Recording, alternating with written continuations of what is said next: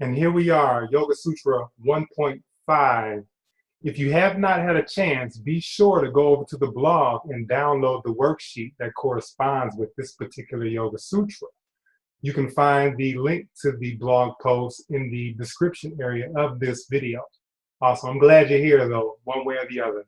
I'm going to go ahead and chant this sutra just so you can hear the way it sounds.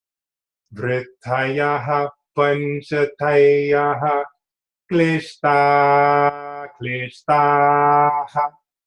Awesome, man. Can you imagine just chanting all 51 sutras of the first chapter consecutively? Man, it does do something very profound inside the body. You think about as the vocal cords create this vibration, it just reverberates throughout the body. And after you do it for like minutes upon minutes, it does something, man, very relaxing and soothing to ourselves. It's like an amazing feeling. I can't wait for y'all to experience it. Anyway, I digress like I always do, but you know, it's all good, right? All right, so let's talk about the marks that you write on this transliterated version of the Sanskrit, or I should say the Devanagari, which is what Sanskrit, a spoken language, is written in, right? The Sūtras are as such. Again, on that downloaded document that you can find at the blog post, these are the marks, and you can write those down in the space provided. Okay? So take a moment, pause, go write this down in your notes so you can have easy reference, and you can practice this stuff on your time. I want y'all to get this. Now, I want you to follow along as I chant this again so that you can, you know, kind of internalize when there's a low note versus a middle note versus a high note. You can hear the fluctuation. As I chant it, follow along with your eyes. Vrittayaha panchatayaha klishta klishtaha. Can you hear it? All right, I'm going to do it one more time. Vrittayaha panchatayaha klishta klishtaha.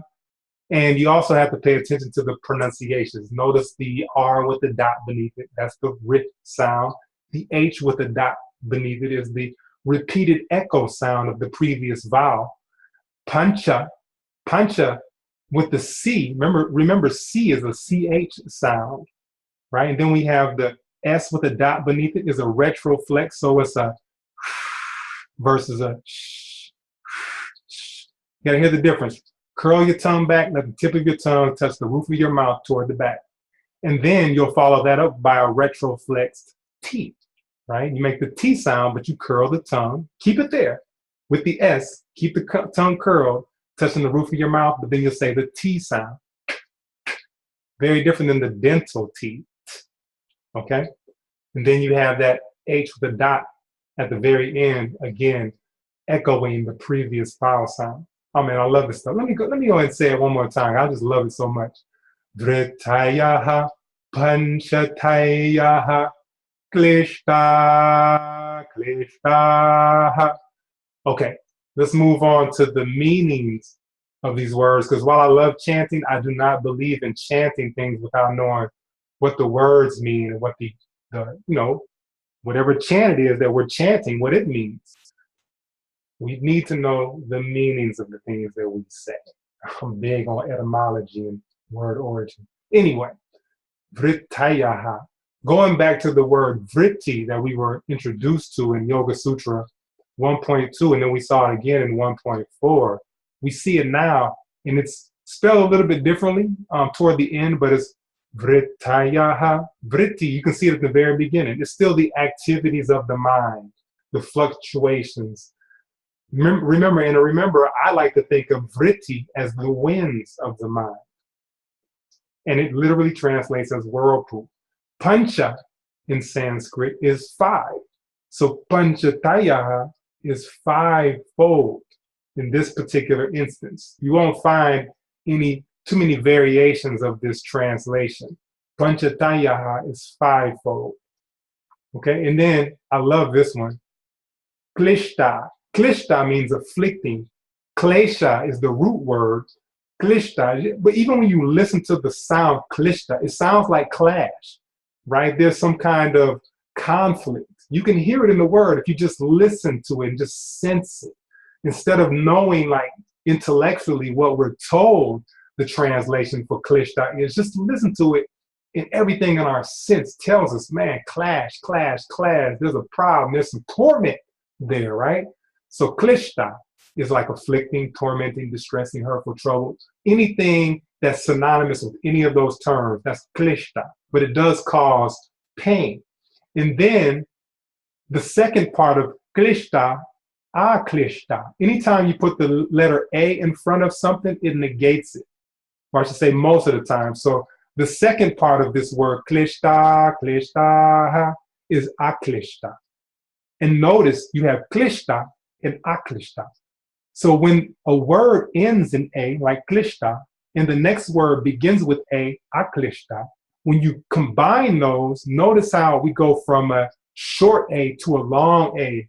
When you look at the word klishta, klishta, you'll see the A with a horizontal line over it, meaning hold on to that sound a little bit longer, just a slight moment longer, and it's a long A, like ah versus It's not klishta, klishta, it's klishta, klishta. All right, anyway, you can tell I love this stuff. Aklishta is the opposite of afflicting or clashing, klesha, right? We're negating the klesha now, so it means benign, kind, undisturbing, right?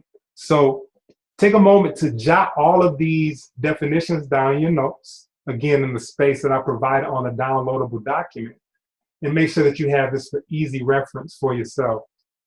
How do I translate this entire sutra? Well, this is how I translate it. There are 5, it's pretty plain and simple too. There are 5 activities of the mind that result in suffering or not. Either you're going to experience some pain or you're not going to experience pain based on the activities of the mind. And there are 5 activities of the mind. In the next sutra, 1.6, we're going to talk about what those 5 activities are. But for now, in this sutra, we're just saying, okay, there are 5 activities of mind, and they can either cause you pain, or they don't have to cause you pain. That's it. Now, at the blog post, there are 7 other interpretations of this sutra, and I encourage you to go there and look to see what the other renowned authors have to say about how they translate this particular sutra. Okay? And then I want you to think about what these words mean and how would you craft a single sentence to express this particular sutra in your own words. Because remember, I want you all to embody this stuff. I want you to internalize the meanings of these sutras, because yoga is not what most people think it is. It's not something that happens on a mat. I mean, the mat is a part of yoga, but the mat activity and exercise itself is not the entirety of yoga. To call that yoga is like, you know, calling someone who only shoots free throws a basketball player. If all they did ever was shoot free throws in their driveway because they had a hoop put up, you can't call them a basketball player, because there's so much to the game of basketball. There's so much more to yoga than just asana, right? So that's why I love the Yoga Sutras of Patanjali, because this is really describing it in very detailed sutras what yoga is. As you can tell from Sutra 1.2, it tells you what yoga is. It's when all the activities of the mind have become completely still. And then it tells you when the mind is not completely still, we have a tendency to identify with the activities. Man, this stuff is profound. Anyway, like I said, I can just go off, but I won't. I'm going to pause there and direct you back to the blog. Get this stuff, man. Take the notes, download the document, do everything you got to do to really understand the stuff, because it's rich and very practical, and it's more needed today than ever. Believe that if you don't believe anything else. Anyway, I love y'all. I hope y'all guys have a great and fantastic day. And I look forward to seeing you tomorrow or on the next Sutra 1.6, where we describe what the 5 activities of the mind are that can either cause you pain or not. All right. Have a great one, y'all. Later.